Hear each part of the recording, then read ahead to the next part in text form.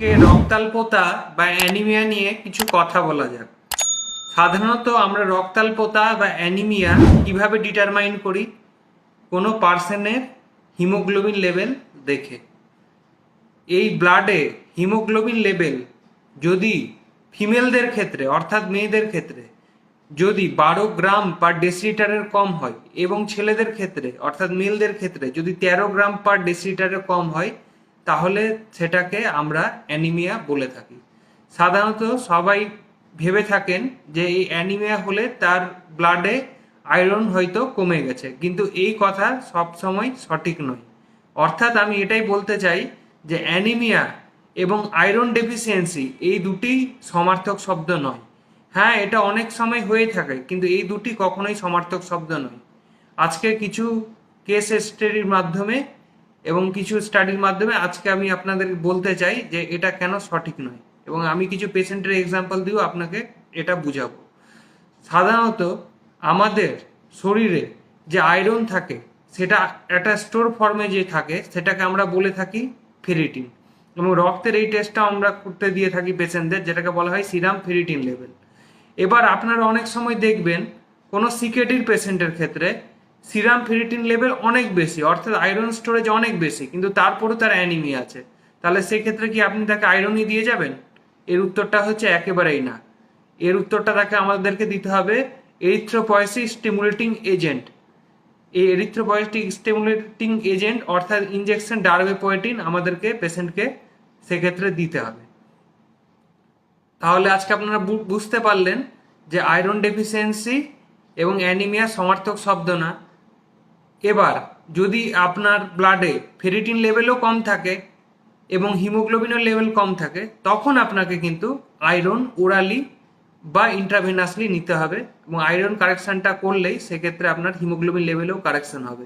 এবার আরেকটা পেশেন্টের কথা বলা যাক। একটা পেশেন্টের আয়রন ডেফিসিয়েন্সি সিমটমসগুলি ছিল। পেশেন্টটি আমার কাছে এসেছিল, তার চুল উঠে যাচ্ছিল, হেয়ার লসের হিস্ট্রি ছিল, পেশেন্টের ব্রিটেল নেলস ছিল, এবং একটা নন স্পেসিফিক চেস্ট পেন ছিল, যেটা কার্ডিয়াক ছিল না। অবশ্যই প্রথমে আমি রুল আউট করলাম তার থাইরয়েডের কোনো সমস্যা ছিল কিনা, তার সুগার, এসব রুল আউট করার পর এবং থাইরয়েড রুল আউট করার পর আমি তার হিমোগ্লোবিনও দিয়েছিলাম টেস্ট করতে। তার হিমোগ্লোবিনের রিপোর্ট আসার পর আমি দেখলাম তার হিমোগ্লোবিন লেভেল ছিল 12.6। এই 12.6 একটা ফিমেল হিসাবে কিন্তু তার নর্মাল হিমোগ্লোবিন লেভেল। এবার এই হিসাবে আমি তাকে যদি আয়রন সাপ্লিমেন্ট প্রেসক্রাইব না করতাম, পেশেন্টটি কিন্তু ঠিকই হতো না। এবার আমি বলতে চাই হিমোগ্লোবিন লেভেল নর্মাল মানেই যে আপনার সিরামে ফেরিটিন লেভেল বা আয়রনের লেভেল যে সবসময় নর্মাল থাকবে সেটাও কিন্তু আবার সঠিক নয়। অনেক সময় হিমোগ্লোবিন লেভেল নর্মাল থাকে, কিন্তু আয়রনের লেভেল অর্থাৎ সিরাম ফেরিটিন লেভেল কিন্তু কম থাকে।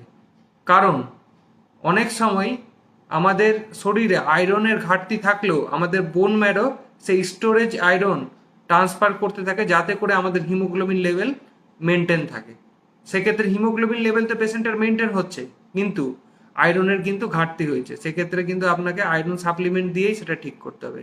তাহলে আজকে আমরা কি বুঝতে পারলাম? যে হিমোগ্লোবিন কম থাকলে তার আয়রন অর্থাৎ ফেরিটিনও কম থাকে, এটা সাধারণত। কিন্তু অনেক ক্ষেত্রে হিমোগ্লোবিন নর্মাল থাকে, কিন্তু তারপরও তার আয়রন কম থাকে। আবার অনেক সময় হিমোগ্লোবিন কম থাকে, কিন্তু সেক্ষেত্রে ট্রিটমেন্ট কিন্তু আয়রন নাও হতে পারে। মানে হিমোগ্লোবিন কম থাকে, এদিকে আয়রন অনেক বেশি, যেমন সিকেডিতে আমরা পেয়ে থাকি।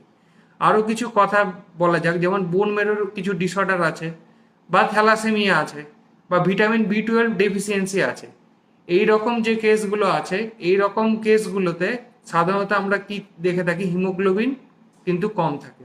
সেক্ষেত্রে অনেক সময় আপনারা আয়রন করে দেখতে পাবেন যে ফেরিটিন লেভেল নর্মালি আছে, কিন্তু হিমোগ্লোবিন কম আছে। সেই ভিটামিন বি 12 ডেফিসিয়েন্সি পেশেন্টকে আয়রন দিয়ে কি আপনি অতটা ইম্প্রুভমেন্ট পাবেন না। তাকে ভিটামিন বি 12 সাপ্লিমেন্ট দিলে তখন কিন্তু সেই হিমোগ্লোবিনটা সেখানে নর্মালে পৌঁছাবে।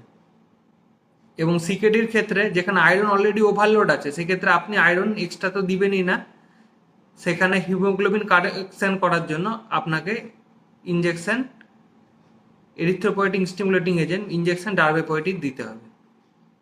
সুতরাং হিমোগ্লোবিন কম থাকা এবং আয়রন কম থাকা এই দুটি কখনোই সমার্থক শব্দ নয়। সব থেকে ভালো হয় আপনারা যদি একটা আয়রন স্টাডি করতে পারেন, সেক্ষেত্রে আপনারা আরো ভালো এই ব্যাপারটা বুঝতে পারবেন পেশেন্টের। তাছাড়া যদি কোনো সমস্যা হয় আপনাদের কাছে ডাক্তারবাবুদের কাছে যান এবং সেই সিমটম হিসাবে পেশেন্টকে দেখে সেই হিসাবে তার ট্রিটমেন্ট করুন। ওই হিমোগ্লোবিন কম থাকলে যে আয়রন খেতে হবে সেটা কোনো কথা নেই, সেটা সব ক্ষেত্রে সঠিক নাও হতে পারে। সুস্থ থাকবেন, ভালো থাকবেন, নমস্কার।